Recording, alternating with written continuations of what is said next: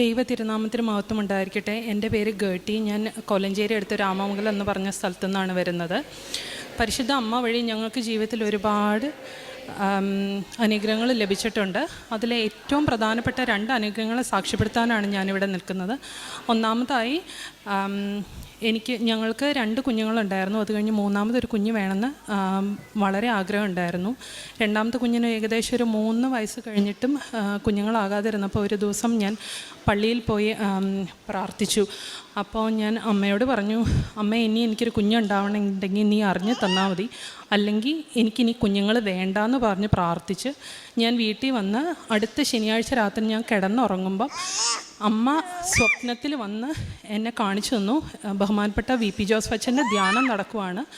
ആ ധ്യാനത്തിൻ്റെ സ്ഥലത്ത് അമ്മ വന്ന് എന്നെ കൈ ഇങ്ങനെ താഴത്തോട്ട് ചൂണ്ടി കാണിച്ചു തന്നു. അപ്പം ഞാൻ ഓടിപ്പോയി കുഞ്ഞിനെ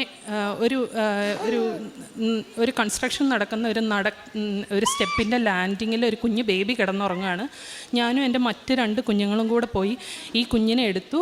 ആ കുഞ്ഞിൻ്റെ നെഞ്ചിലും തലയിലും ഇങ്ങനെ പ്ലാസൻ്റ് ഒട്ടിപ്പിടിച്ചിരിക്കുകയാണ്. അപ്പോൾ ഞാൻ ആ കുഞ്ഞിനെ എടുത്ത് കഴിഞ്ഞപ്പോഴത്തേക്കും ഭയങ്കരമായ മുല്ലപ്പൂവിൻ്റെ മണം എൻ്റെ മൂക്കിലേക്ക് അടിച്ച് ഞാൻ എഴുന്നേറ്റു. നോക്കുമ്പോൾ വെളുപ്പിന് 2 മണിയാണ്. ഞാൻ പരിശുദ്ധ അമ്മയോട് പ്രാർത്ഥിച്ചിട്ട് ഞാൻ കിടന്നുറങ്ങി.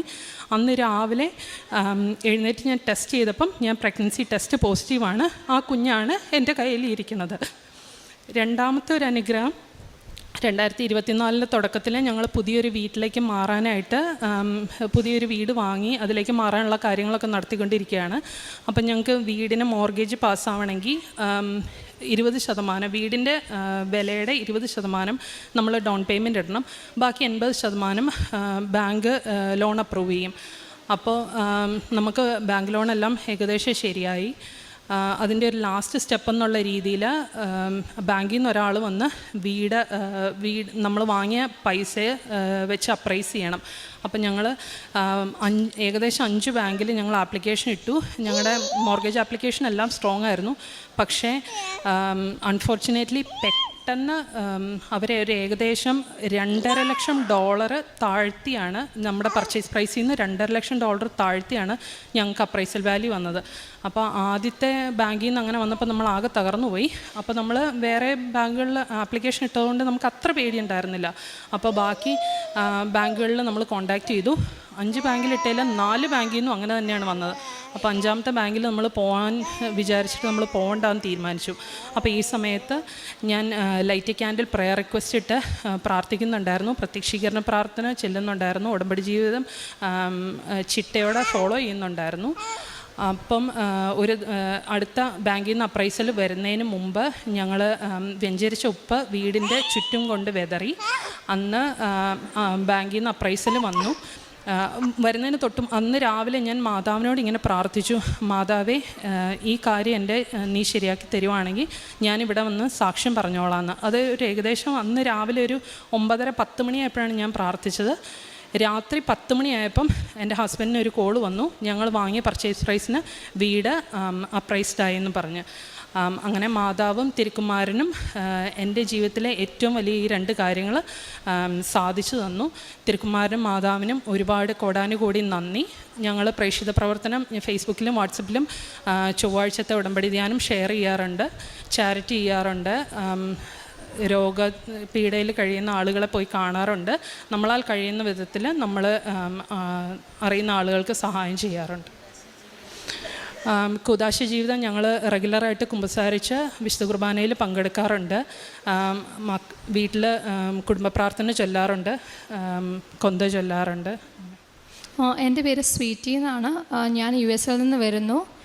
ദൈവ തിരുനാമത്തിന് മഹത്വം ഉണ്ടായിരിക്കട്ടെ.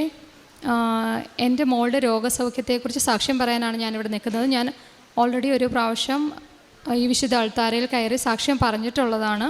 മോളുടെ പേര് മേരി എന്നാണ്. അവൾക്ക് 7 വയസ്സാണ്. 7 വയസ്സായിരുന്നു ഈ അസുഖം വന്നപ്പം.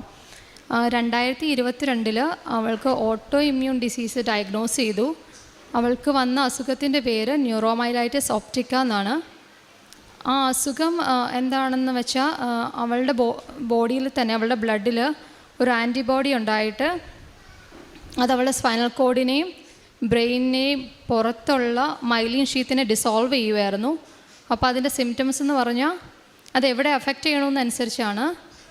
മേരീനെ അഫക്റ്റ് ചെയ്ത് അവളുടെ സ്പൈനൽ കോഡിലായിരുന്നു. അതുകൊണ്ട് അവൾക്ക് റൈറ്റ് ലെഗ് പാരലൈസ്ഡായി, പിന്നെ സീഷർ വന്നു, പിന്നെ മെമ്മറി ലോസ് വന്നു.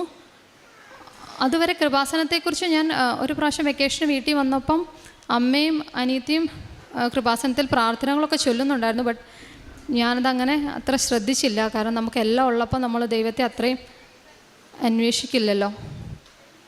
അപ്പോൾ ഇങ്ങനെ മേരിക്ക് വന്നപ്പം ഞാൻ ഓൺലൈനിൽ ഉടമ്പടി എടുത്തു. അനീത്തി എനിക്ക് കൃപാസനത്തിലെ വിശുദ്ധ തൈലം തന്നു. ഞാൻ സ്ഥിരമായിട്ട് അത് മേരിയുടെ കാലിലും തലയിലും തേച്ച് പ്രാർത്ഥിച്ചു. എന്നിട്ട് ഞാൻ ജോസഫ് അച്ഛനെ ഇവിടെ കൊണ്ടുവന്ന് കാണിച്ച് മേരിയുടെ തലയെ കൈവച്ച് പ്രാർത്ഥിച്ചു. അതിൻ്റെ ഫലമായിട്ട് മേരിയുടെ വലത്തെ കാല് പാരലൈസ്ഡായി. അത് തൊട്ട് നോക്കിയപ്പോലും അറിയില്ലായിരുന്നു നമ്മൾ. അത് ഫുള്ളി റിക്കവറായി. മോൾ ഓടിച്ചാടി നടക്കാൻ തുടങ്ങി. സീഷർ ടെസ്റ്റ് ചെയ്തപ്പോൾ EG നെഗറ്റീവായിരുന്നു. അപ്പോൾ സീഷർ മെഡിക്കേഷൻസ് എല്ലാം നിർത്തി. മേരിക്ക് മെമ്മറി ലോസ് പൂർണ്ണമായിട്ട് മാറിയിട്ട് മേരി വളരെ ബ്രൈറ്റായിട്ടുള്ളൊരു കുട്ടിയായി. അതിന് സാക്ഷിയാണ് ഞാൻ പറഞ്ഞത്. പക്ഷേ ഈ അസുഖം ഓട്ടോ ഇമ്മ്യൂൺ ഡിസീസ് ആയതുകൊണ്ട് തന്നെ ജീവിതത്തിൽ എപ്പോൾ വേണമെങ്കിലും ഇത് തിരിച്ചു വരാം. അപ്പോൾ അത് വരാതിരിക്കാൻ വേണ്ടിയിട്ട് എവറി 6 months ഒരു ഇൻഫ്യൂഷൻ കൊടുക്കണം. മരുന്ന് റുട്ടാക്സിമാബ് എന്നാണ് അതിൻ്റെ പേര്. ആ മരുന്ന് കൊടുക്കുമ്പോൾ മേരിയുടെ T cells എല്ലാം ഡിപ്ലീറ്റായി. മേരിക്ക് എപ്പോഴും ഇൻഫെക്ഷൻസ് വരും. മേരിക്ക് eye infection, ear infection, pneumonia ഇതിങ്ങനെ സർക്കുലേറ്റ് ചെയ്ത് വന്നുകൊണ്ടിരുന്നു. അപ്പോൾ നമുക്കും ആകെ സങ്കടമായി. ലൈഫ് ലോങ് ഇങ്ങനെ എടുത്തുകൊണ്ട് എവറി 6 months ഈ മരുന്ന് എടുക്കണം. മരുന്ന് എടുത്തില്ലെങ്കിൽ ഓട്ടോ ഇമ്മ്യൂൺ ഡിസീസ് വരും. മരുന്ന് എടുത്തു കഴിഞ്ഞാൽ ഇൻഫെക്ഷൻസ് വരും. അപ്പോൾ എന്താ നമുക്ക് ചെയ്യേണ്ടതെന്ന് അറിയില്ല. അത് ഭയങ്കര ഒരു ശുദ്ധീകരണത്തിൻ്റെ ഒരു സമയത്തിലൂടെയാണ് നമ്മൾ കടന്നു പോയത്. ആ സമയത്ത് എൻ്റെ അനിയത്തിക്ക് ഒരു ദിവസം കൃപാസന മാതാവ് ദർശനം കൊടുത്തു. അവളോട് പറഞ്ഞു, നിനക്ക് എന്തോ എന്നോട് പറയാനുണ്ടല്ലോ എന്ന്. അപ്പോൾ അവൾ പറഞ്ഞു, എൻ്റെ നീസിന് പേര് മേരി എന്നാണ്, അമ്മയുടെ പേര് തന്നെ ഇട്ടേക്കണേ. അവൾക്കിങ്ങനെ ഒരു ഓട്ടോ ഇമ്മ്യൂൺ ഡിസീസ് ഉണ്ട്, അവൾക്കിനി ജീവിതത്തിൽ ഒരിക്കലും അത് വരരുതെന്ന്. അപ്പം മാതാവ് പറഞ്ഞു, അത് ഓൾറെഡി എനിക്ക് അറിയാമെന്ന്. അതങ്ങനെ കണ്ടു. അവൾ അന്ന് തന്നെ എന്നെ വിളിച്ചു പറഞ്ഞു. എന്നാലും നമ്മൾ അത്രയും സഹനത്തിലൂടെ കടന്നു പോകുമ്പോൾ അത് വിശ്വസിച്ച് അങ്ങനെ ശക്തിപ്പെട്ടിരിക്കാൻ പറ്റുന്നൊരു മാനസികാവസ്ഥയിലായിരുന്നില്ല. അത് കഴിഞ്ഞ് കുറച്ച് ദിവസം കഴിഞ്ഞ് സെയിൻറ്റ് ജോൺ പോൾ എൻ്റെ സ്വപ്നത്തിൽ വന്ന് എന്നോട് പറഞ്ഞു, അതിന് മേരിയുടെ അസുഖം മാറിയല്ലോ എന്ന്. ഇതുവരെ ഞാൻ വിശുദ്ധന്മാരൊന്നും സ്വപ്നം കണ്ടിട്ടില്ല. അങ്ങനെ പാപ്പ പറഞ്ഞെങ്കിലും അപ്പോൾ എനിക്കൊരു കാര്യം മനസ്സിലായി, ഈശോയ്ക്ക് എന്തോ എന്നോട് സംസാരിക്കാനുണ്ട്. കാരണം എല്ലാവരും മേരിയുടെ കാര്യത്തെക്കുറിച്ച് തന്നെ ഇപ്പോൾ കുഞ്ഞാവനോട് മാതാവും എന്നോട് സെയിൻറ്റ് ജോൺ പോളും വന്ന് പറഞ്ഞല്ലോ. അപ്പം ഞാൻ വിചാരിച്ചു മനസ്സിൽ, ഞാൻ ചേട്ടായിനോടും പറഞ്ഞു, കൃപാസനത്തിലെ ജോസഫ് അച്ഛൻ പറയട്ടെ, അപ്പം ഞാൻ വിശ്വസിക്കാം എന്ന് പറഞ്ഞ് ഞാൻ കഴിഞ്ഞ മാർച്ചിൽ USA നിന്ന് ഇവിടെ വന്ന അച്ഛനെ കണ്ട് മെസ്സേജ് എടുത്തു. അപ്പോൾ ഈ വിശുദ്ധ ആൾത്താരയിൽ നിന്ന് അച്ഛൻ എന്നോട് പ്രാർത്ഥിച്ചിട്ട് പറഞ്ഞു, മേരിക്ക് ഇനി മരുന്ന് കൊടുക്കണ്ട, മേരിയുടെ അസുഖം മാറിയെന്ന്. അന്ന് മുതൽ ഇന്ന് വരെ മേരിക്ക് അങ്ങനെ ഒരു അസുഖം വന്നിട്ടില്ല.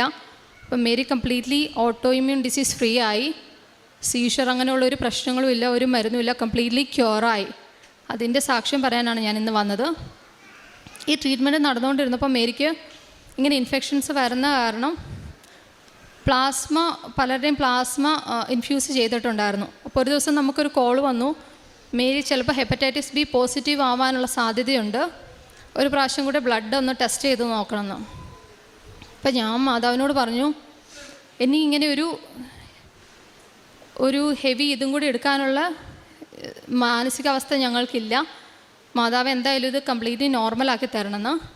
അങ്ങനെ മേരിയുടെ ബ്ലഡ് എടുത്ത ട്യൂബിലെല്ലാം ഞാൻ വിശുദ്ധ തൈലം വെച്ച് കുരിശിട്ട് ബ്ലഡ് അയച്ചു. റിസൾട്ട് വന്നപ്പം എവറിത്തിങ് ഈസ് നോർമൽ. മേരിക്ക് ഒരു കുഴപ്പമില്ല, ഹെപ്പറ്റൈറ്റിസ് B ഒന്നും ഇല്ല. ഇതാണ് പ്രധാനമായിട്ടുള്ള സാക്ഷ്യം. പിന്നെ ഒരു 3-4 മാസമായിട്ട് എൻ്റെ ലെഫ്റ്റ് ബ്രസ്റ്റിൽ എനിക്ക് ഭയങ്കര പെയിനും ഇത്തിരി ലംപി ഫീലിംഗ് ആയിരുന്നു. അപ്പം ഞാൻ മാതാവിനോട് പ്രാർത്ഥിച്ചു, മാതാവേ ഞാൻ സാക്ഷ്യം പറഞ്ഞോളാം, എനിക്ക് കുഴപ്പമൊന്നും ഉണ്ടാവരുതെന്ന്.